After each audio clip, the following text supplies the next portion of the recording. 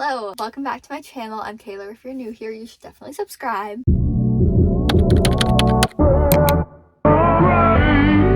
Today we are going over all of the books that I read in November and October, but I only read 2 books. So we're just gonna include those really quick. I had a very good reading month. We're just gonna get right into it. Starting with October, it was a very busy month, and I knew that going in, but I thought I would read on the road trips, and I did not read on my road trips.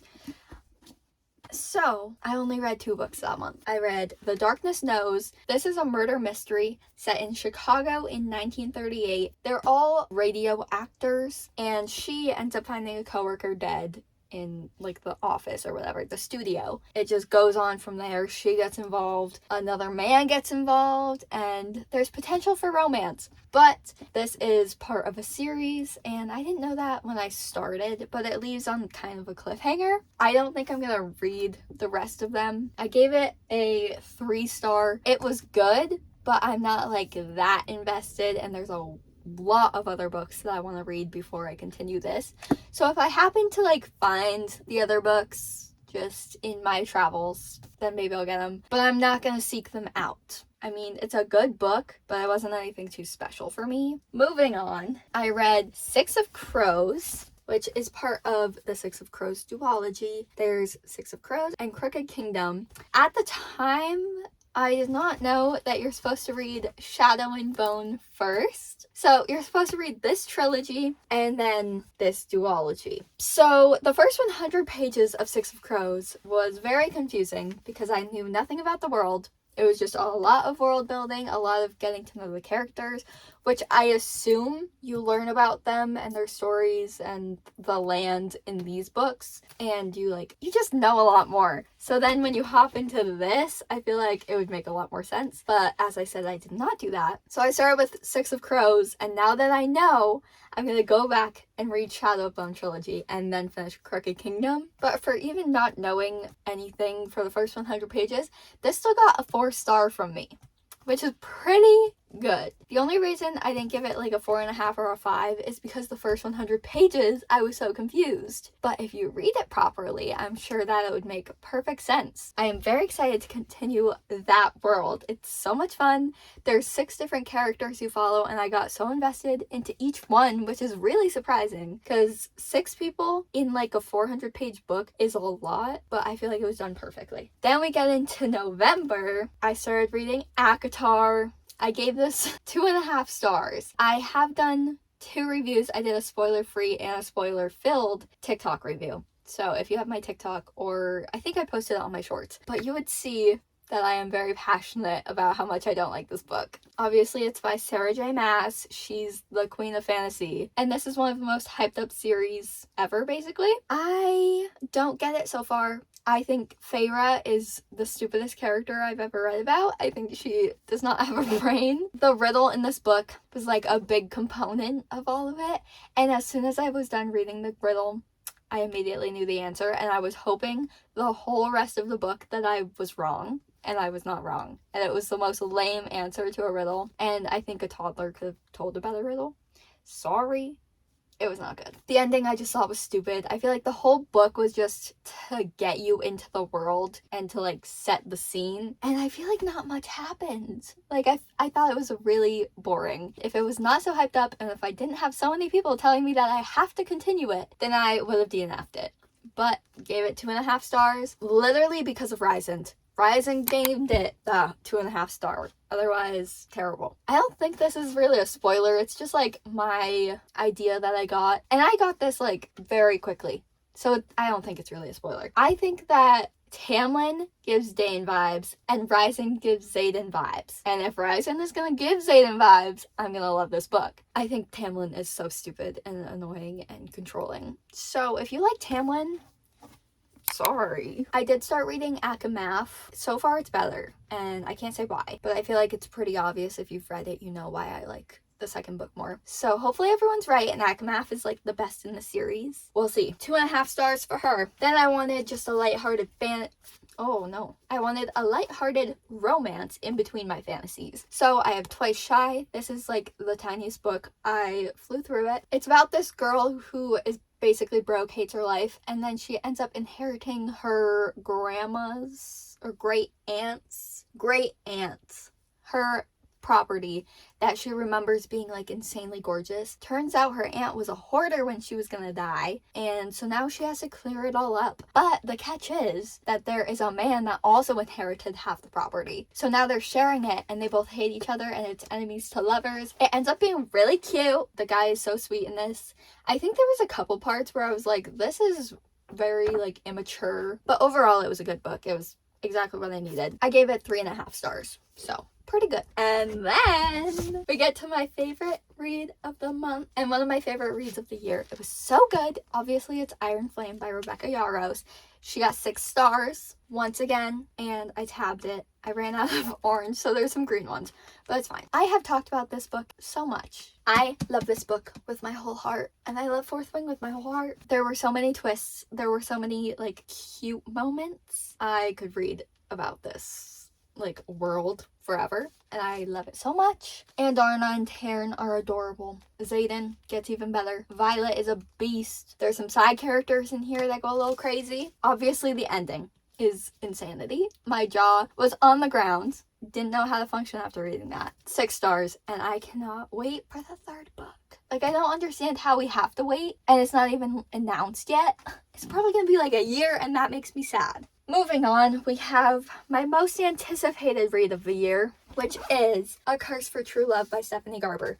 Now, this book, I waited like 8 months to read. It was a bit disappointing. If you don't know, it's part of the Once a Broken Heart series with A Ballad of Never After, and then Curse for True Love is the last book that wraps everything all up. A Ballad of Never After left on the biggest cliffhanger basically ever, and it was insane, and I needed to read the next one as soon as possible, but I had to wait 8 months.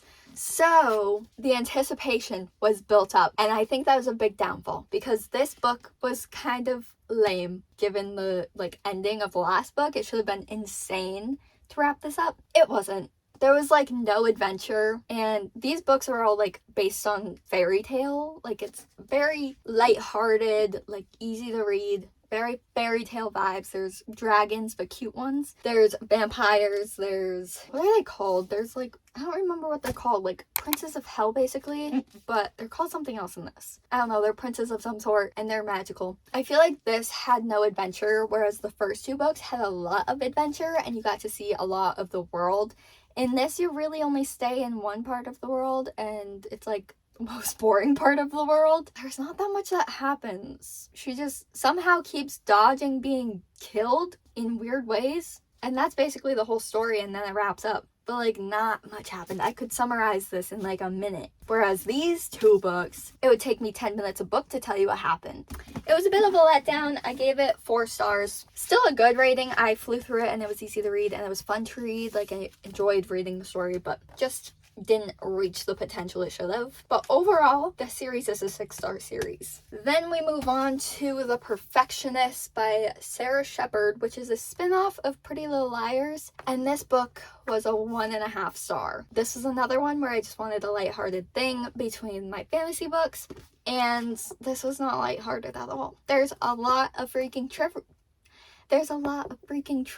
oh my god, there's a lot of freaking triggers in here, and after 50 pages, I almost stopped reading it, but I read those 50 pages in like 20 minutes maybe, so I was like, okay, this book isn't gonna take that long to read, so I'm just gonna fly through it and get it off my TBR. I've had this book for like 2 years, so I just wanted to get it over with, you know? I don't even know what to say about this.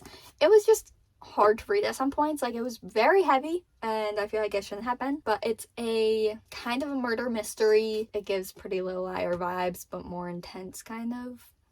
I don't even know the word. I didn't like it though. The ending left on kind of a cliffhanger, but I don't know. I'm not gonna read it. I don't like this book, so I'm not gonna continue the series. 1.5 star for that. And then we move on to Throne of the Fallen, which is a spin-off of the Kingdom of the Wicked series by Carrie Maniscalco. So we have Kingdom of the Wicked, Kingdom of the Cursed, and Kingdom of the Feared. I just finished reading this. Like, I read these 2 a couple months ago, and then I read this in, I think, September, and I was like, okay, perfect, done. Little did I know, a week later, this came out. These two books are about two twins. One of them ends up getting killed. The other girl is trying to figure out what happened. Gets involved with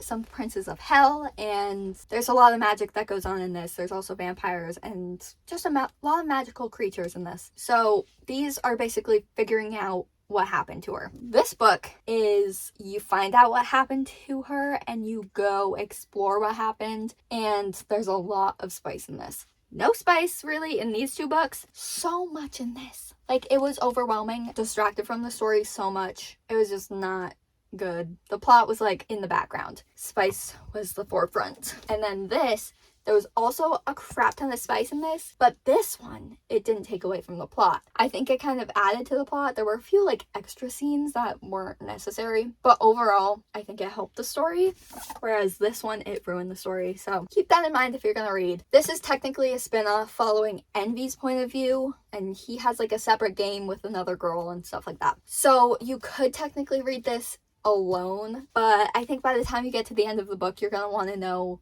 what happened in the first couple books, because it just like hops right in after these ones. So if you're gonna read this, you might as well just read the first three. I gave this book 4 stars. I really liked it. I thought it was fun, and like there were a lot of plot twists, but I wasn't that reactive to all of it, so I didn't give it a 5 or like 4.5 just because of that. I don't even know what really could have made it better. I feel like some parts just kind of dragged on a little bit. I think there's gonna be more to this book. I'm really hoping we get a book from every single prince's point of view, because that would be so fun. 4 stars for this. Also, look how gorgeous that cover is. I love it. And then last but not least for the month is By a Thread by Lucy Score. This is my first Lucy Score book. She's a thick one. This is a workplace romance. There's a grumpy boss. It's enemies to lovers. Oh, it's also alternating timeline, or like alternating point of view. These people meet not good circumstances. They get in a little fight, but the girl ends up being hired to work for this rich grumpy boss, and she's broke as heck. They end up working together, and then it just goes on from there. It's a workplace romance, so you can assume what happens, but there's some twists and stuff like that happens. I feel like the guy in this didn't really have a grasp on reality and like how to actually socialize and have a relationship, but he does figure that out, but it takes a long time, and that was very annoying for me in it. I just felt like he was very immature. Given his whole vibe and what he does, he should not be that immature. So I just thought it was annoying at points, but I ended up giving it a 4 star. I think it wrapped up well. I enjoyed the way of getting there. The journey was fun. Also, this book is so spicy. So spicy. And this cover is very unsuspecting. And I just got The Christmas Fix by Lucy Score, and this is also a very unsuspecting cover, so I'm a little concerned about what's going to go on in here. But that is all for this month in October's wrap up. I had a very good reading month, and there were some very good books, a couple very bad books, but I am excited for my December reads. They're going to be so good. I cannot wait. I have quite a long TBR. Hopefully I can fly through quite a few, so we start the new year on such a good reading note. If you like this video, make sure you give it a thumbs up. Comment what videos you want to see from me in the new year, or comment any books that I should read next, because I'm always looking for recommendations. Make sure you subscribe and turn on bell notifications to get notified every time I post a new video, and I will see you next time. Peace.